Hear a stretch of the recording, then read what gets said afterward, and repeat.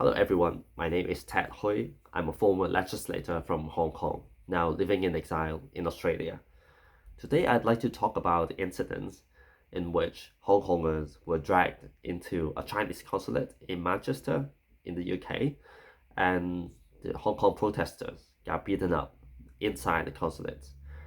I remember the first time I received this news in my phone, I couldn't believe my eyes. I couldn't believe the Chinese barbaric act can go to this extent.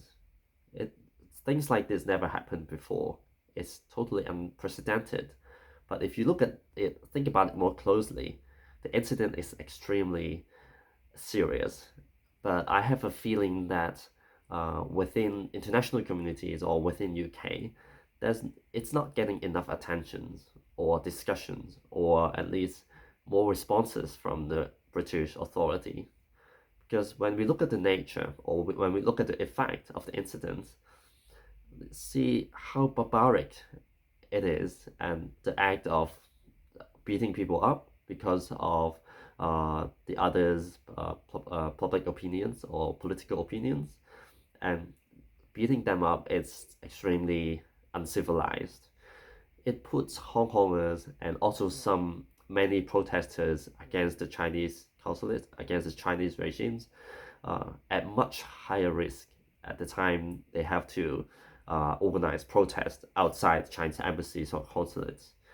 And they put protesters in fears. Because I remember I do a lot of protests outside Chinese embassies. At times, I would get advice like that, like Ted, don't go too close to the gates. Otherwise, they might kidnap you, they might grab you into the consulate. I didn't believe that in the past, but it actually happened.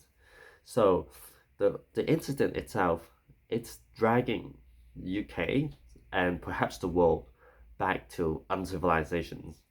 It's a warning sign that the barbaric act, the illegal act, or the infringement of international orders done by the Chinese CCP regimes, it doesn't happen only at international level, but it happens in communities if we don't stop it.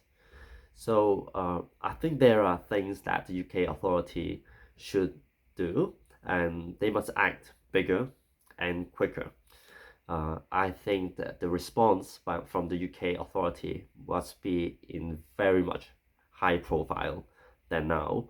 And I believe that prosecutions and perhaps evictions of those involved in violent acts against Hong Kong protesters, they must be, the justice must be done. Something has to happen to them, either in forms of prosecutions or evictions.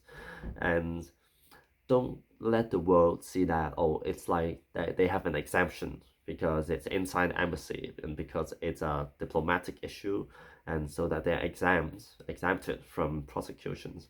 Don't give people that feeling. I think this is an important point. And so I think it's not only about justice for Hong Kongers, it's about justice to all. It's about the UK's own rule of law and its dignity as to the law, as to punish the wrongdoers. And if they are not punished, things like that will happen again, but not in the UK, but in Chinese embassies all over the world. So I hope that there will be more stronger responses and statements from the British authorities. So I also encourage Hong Kongers to get organized and to form a bigger voice, not only in the UK, but internationally. And I would try to do my best and do the same. And I hope that this is something we can do together to achieve against the Chinese CCP regimes.